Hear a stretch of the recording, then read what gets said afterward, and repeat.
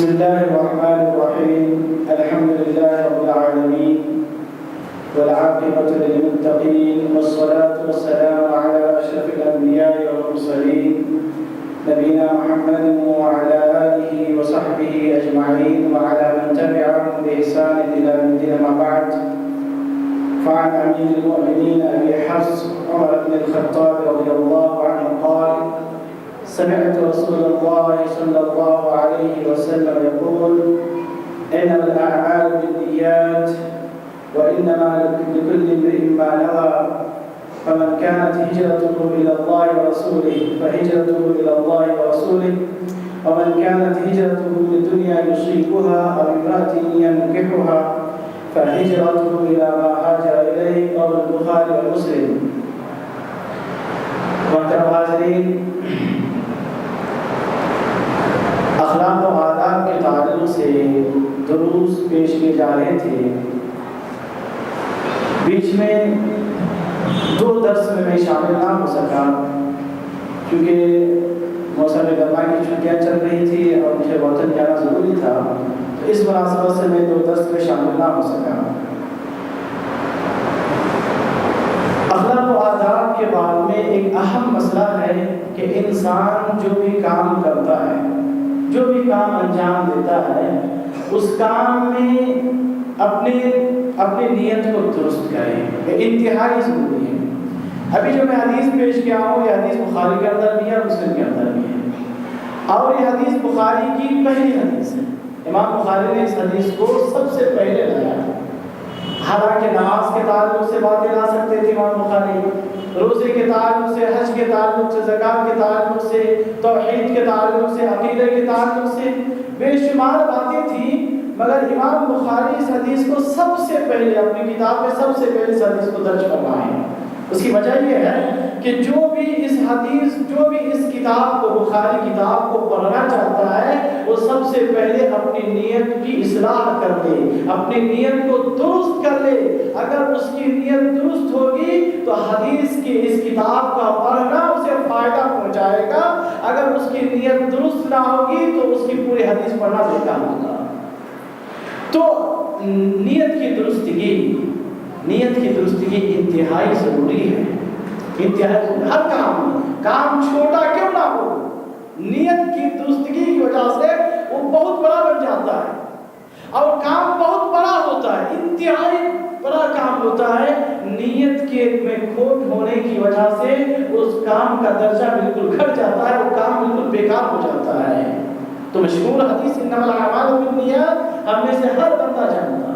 اس حدیث کا ایک ٹکڑا ہے، وہ ہم میں سے ہر مسلمان بڑا چھوٹا سب جانتا ہے اس حدیث کو کہ سارے اعمال کا دار و مدار کس پر ہے؟ نیتوں پر ہے. اس کا مطلب کیا ہے؟ اعمال کا دار و مدار نیتوں پر ہے. اس کا مطلب کیا ہے؟ اس کا معنی کیا ہے؟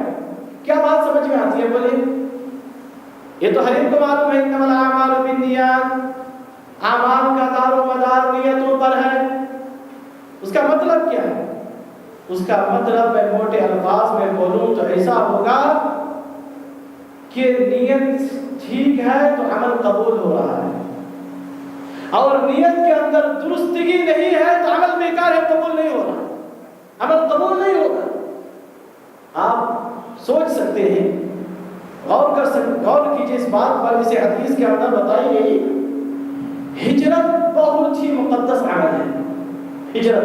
ہجرت کا معنی کیا ہوتا ہے کہ گھر بار کو چھوڑنا، بیوی بچوں کو چھوڑنا، بستی کو چھوڑنا، دور دراز کا سفر کر کے تنہا چلا جانا، اسے ہجرت کہا جاتا ہے. جیسے صحابہ ہجرت کر کے مکہ سے مدینہ آئے تھے، پیارے نبی صلی اللہ علیہ وسلم ہجرت کر کے مکہ سے مدینہ آئے تھے، سب کچھ چھوڑ چھاڑ کر آ گئے تھے. اور انتہائی مقدس عمل ہے ہجرت کرنا، بہت ہی مقدس عمل ہے ہجرت کرنا. اور ہجرت سے پہلے کہ سارے گناہوں کو معاف کر دیتی ہے. ہجرت کرنے سے پچھلے سارے گناہ معاف ہو جاتے ہیں، مگر ہجرت کرتے ہوئے اگر نیت کے اندر کھوٹ ہو، ہجرت کرتے ہوئے نیت کے اندر اگر اخلاص نہ ہو، تو ہجرت جیسی مقدس عبادت بھی رائگاں چلی جاتی ہے. فمن كانت هجرته إلى دنيا يصيبها أو امرأة يتزوجها فہجرتہ الی ما ہاجر الیہ، نبی صلی اللہ علیہ وسلم نے فرمایا کہ اگر بندہ ہجرت کر رہا ہے دنیاوی مقصد کے خاطر، شادی بیاہ کے خاطر، یا کسی بھی دنیاوی جاہ و منصب کو حاصل کرنے کے لیے، تو سمجھو اسے دنیا کا جاہ و منصب حاصل ہو گیا، اسے کوئی نیکی اور ثواب نہیں ملے گا۔ تو ہجرت جیسی مقدس عبادت بھی رائگاں اور بیکار چلی جاتی ہے۔ تو ہر عمل میں اخلاص انتہائی ضروری ہے، نیت کو پاک و صاف کرنا انتہائی ضروری ہے۔ ایک عام چلن میں ایک بات سنی جاتی ہے، دیکھنے میں تو وہ موٹی بات ہے مگر بہت ہی وزن والی بات ہے۔ وہ بات کیا معلوم؟ نیت میں خطرہ، جھولی میں، یہ عام موٹی زبان میں ہے مگر انتہائی حقیقی بات ہے۔ اگر نیت کے اندر خطرہ ہو تو جھولی میں نیکی نہیں گرتی، پتھر ہی گرتے ہیں، کچھ بھی حاصل نہیں ہوتا، پتھر ہی ڈھونا پڑتا ہے۔ تو نیت اخلاص، نیت کے اندر اخلاص انتہائی ضروری ہے۔ پہلے نبی صلی اللہ علیہ وسلم نے فرمایا ان اللہ لا ينظر الى صورکم واقوالکم ولكن ينظر الى قلوبکم واعمالکم۔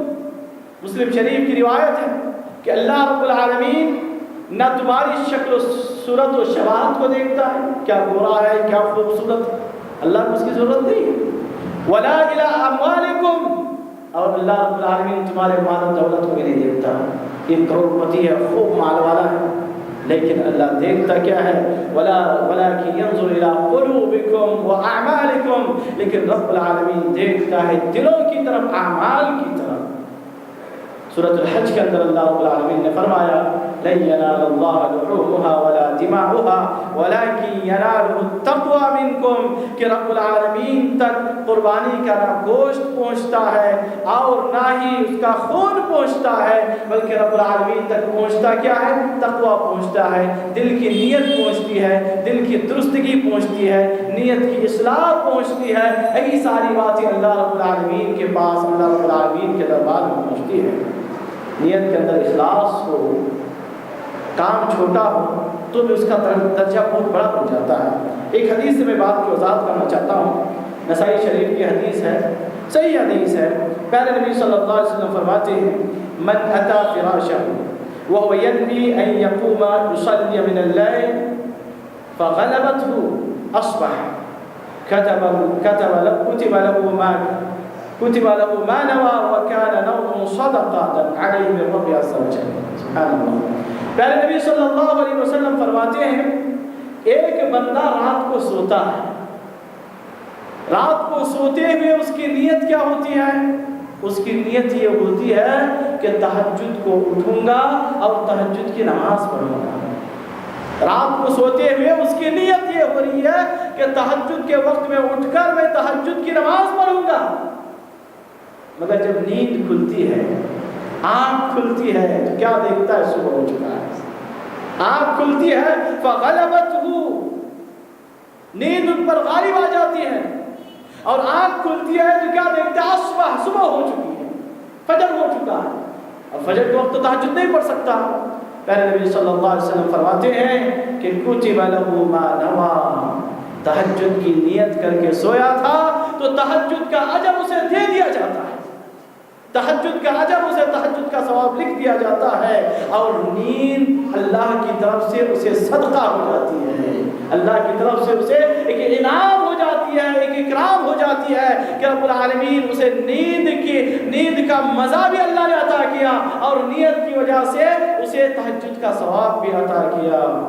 تو نیت بہت بڑی چیز ہے، نیت بڑی چیز ہے۔ اسی طرح اگر نیت کے اندر اخلاص نہ ہو، نیت کے اندر کھوٹ ہو تو بڑے سے بڑا عمل بھی منہ پر مار دیا جاتا ہے۔ سب سے بڑا عمل جو انسان دنیا میں کر سکتا ہے وہ نماز پڑھنا ہے۔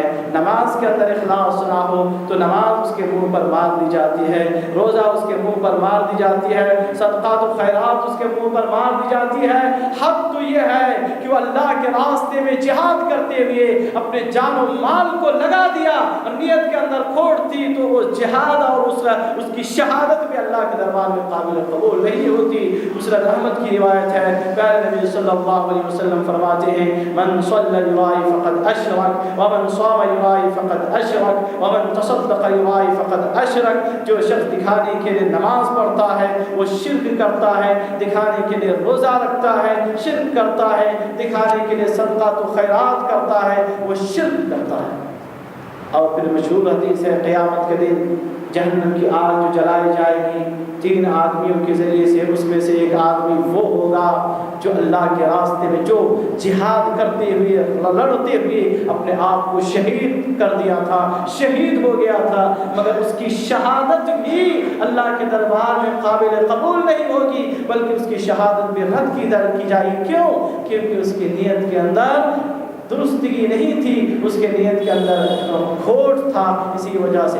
پر میں ان ساری باتوں سے یہ بات بتانا چاہتا ہوں کہ ہم جو کچھ بھی کرتے ہیں، جو بھی عمل کرتے ہیں، چھوٹا سے چھوٹا عمل ہو، بڑا سے بڑا عمل ہم کرتے ہوں، پہلے نیت کو درست کرنا چاہیے، اصلاح نیت کے اندر اصلاح کرنا چاہیے۔ نیت کی اصلاح اور نیت کی درستگی ہی سے عمل لکھا جاتا ہے، عمل قبول ہوتا ہے، اور نیت درست نہ ہو تو عمل رد ہو جاتا ہے۔ انہی باتوں کے ساتھ میں اپنی بات ختم کرتے ہوئے اللہ رب العالمین سے دعا کرتا ہوں کہ پاک پروردگار ہم جو بھی کام کرتے ہیں، جو بھی عمل کرتے ہیں، خلوص نیت کے ساتھ، نیت کی درستگی کے ساتھ رب العالمین کو راضی کرنے کے لیے، رب العالمین کی خوشنودی کے لیے اللہ ہمیں ہر کام کو انجام دینے کی توفیق عطا فرمائے۔ آمین۔ وآخر دعوانا الحمدللہ رب العالمین۔ محترم حاضرین، جیسا کہ اعلان